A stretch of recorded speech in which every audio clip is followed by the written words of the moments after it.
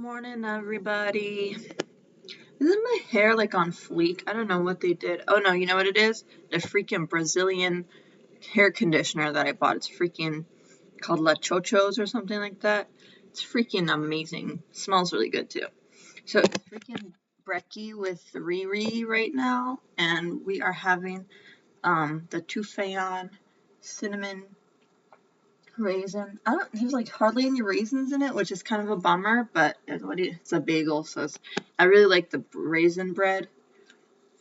That reminds me of the freaking shelter. It's funny because I didn't used to like sweet raisin bread because I used to like savory bagels and cream cheese. That's what I used to eat when I was a kid, like bread with cream cheese. But like in the shelter, there was like no freaking food, and the only freaking bread they had was raisin bread. Imagine me, a freaking bread freak, and the only freaking bread they had, they did give us like the occasional plain bagel with cream cheese. And this was at the nice shelter, not the first shelter that I was in. This is at the bougie new shelter that they put me in. They had like the nice food in there.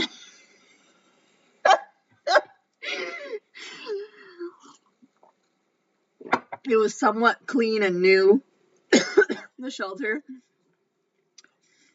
I think we were the first batch of people to move into that shelter. And the freaking kitchen was fire. It was like fresh food. The food was like good food. Everybody was happy and excited to eat there. And they gave us hot coffee every single day and tea too. And eggs, scrambled eggs, little omelet thingies. And they used to give us freaking raisin bread. That's when I started to like the freaking raisin bread, because it was like they used to give us little margarines, and I used to put that was really good. So I developed a taste for raisin bread because raisins are not for everyone. Not everybody likes raisins. They're kind of slimy and gooey and weird and sweet and caramelly and like they're kind of like dates. I'm not huge on like date. I don't know. When I was growing up, we used to eat these klechas, and they're like these Iraqi cookies. And I'm hot and cold on them. Like my mom's recipe was pretty good. I think she might have used butter in them.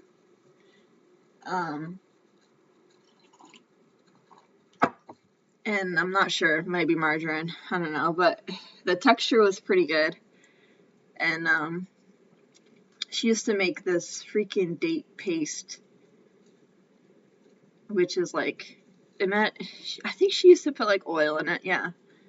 And yeah, so I grew up on those kind of pastries a little bit.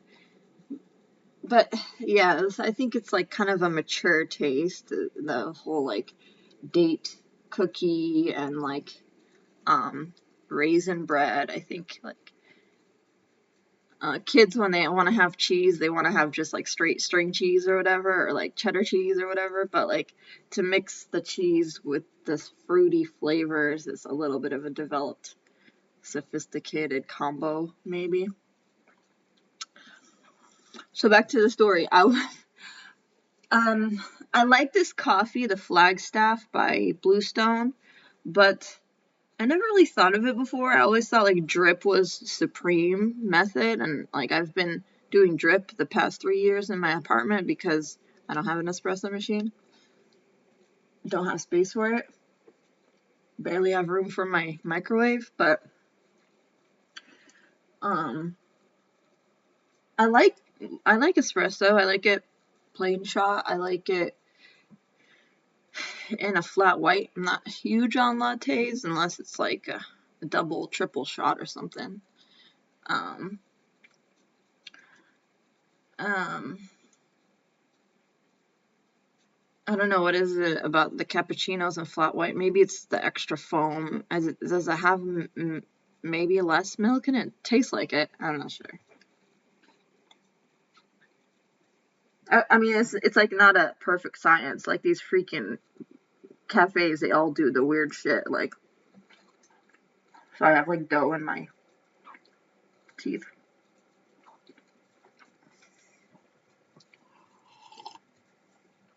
So anyway, I was like, oh yeah, I got some Flagstaff Bluestone Lane coffee ground. Yeah, hell yeah. Because it's expensive. But, and I love their cappuccinos. The Bluestone Lane cappuccinos. But I haven't been getting the hit that I want with the freaking drip. And I was like, could it be that there's like, actually espresso has like a handover drip in some ways? I suspected that, but I was like so comfortable with my little drip, my little artisanal little method or whatever. I don't need an espresso machine. Drip is the best. I've been literally thinking that the past 3 years. But I still go for an occasional espresso latte or something like that, or a shot or something. And now I'm like, shit. Is there something to the fact that the method of producing espresso, it works differently with the? I thought, whatever, you just put the water through the thing and the filter and that's it, Doesn't make a difference. Just extract the coffee and stuff from the freaking grounds, right? But now I'm thinking, hey, maybe these freaking espresso people are onto something, because definitely, like, when I get the espresso Flagstaff blend at Bluestone Lane, it's really something different, and it's really luxurious and really tasty. So I have to think a little bit about why an espresso shot would taste different from a drip, and I do know how to use an espresso machine, but I don't have a home one, and I need a little refresher on the mechanics of an espresso machine. I forgot the terminology. I think the thing, they call it like a, let's see, hold on. Espresso machine process. Tamping, that's the word. The process involves heating water, grinding the beans to a fine consistency. Yeah, I think the espresso ground coffee is slightly finer than drip. Tamping the grounds into a portafilter basket.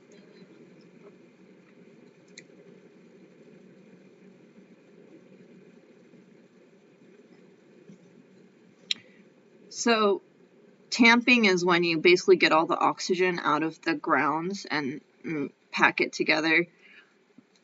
And then, where's my camera?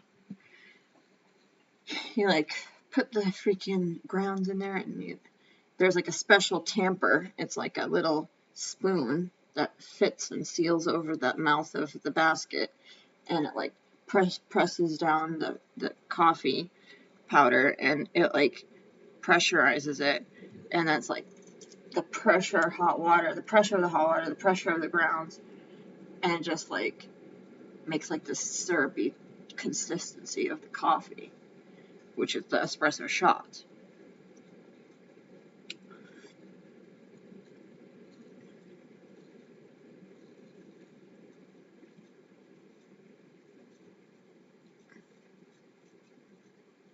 And that's why I'm confused about these like Starbucks automatic espresso machines. How do they pressurize? How do they tamp it? Like, that's what it always freaks me out. It's like, is there like a freaking pulverizing like thing in there in those little machines that they have that like tamps the coffee? It must, because it doesn't make any sound or anything. It's like you go in there, it's like silent. And those automatic espresso machines, they're like computerized ones, because the only one I know is the manual.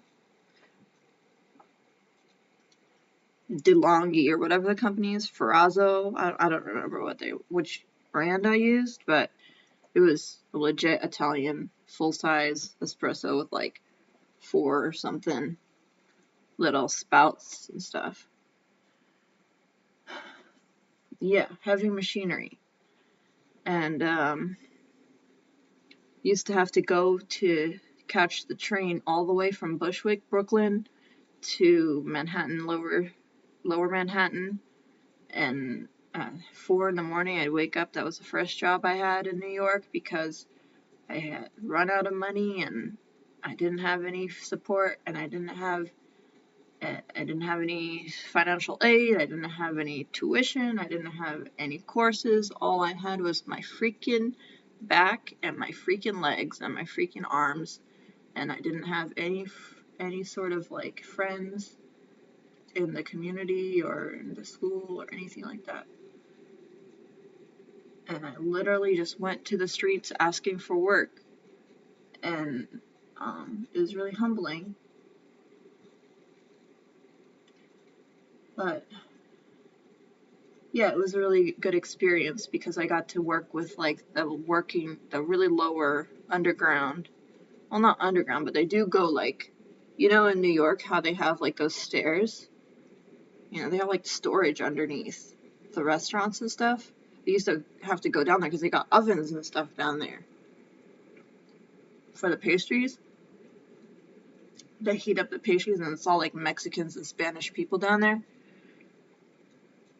They come in at like 4 in the morning and start baking and making sandwiches and stuff like that. So, and those freaking stairs, they're steep. You go down there, and I was good though, because I was in good shape, so I was like good balance running up and down the stairs, carrying buckets and trays of stuff. And like, yeah, I was like a restaurant cafe worker.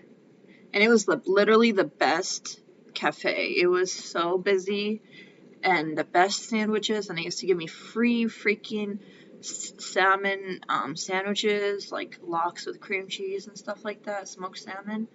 And used to get like an occasional drink, but definitely they usually let me take, if I did like a full shift, they used to get me a little lunch. Worked there for like 3 months or something before I was working on my networking and stuff like that. So yeah. And then from that winter, and then by the spring, I was working in the freaking law firm doing paperwork. So you just gotta tough it out sometimes, and God takes you, guides you, and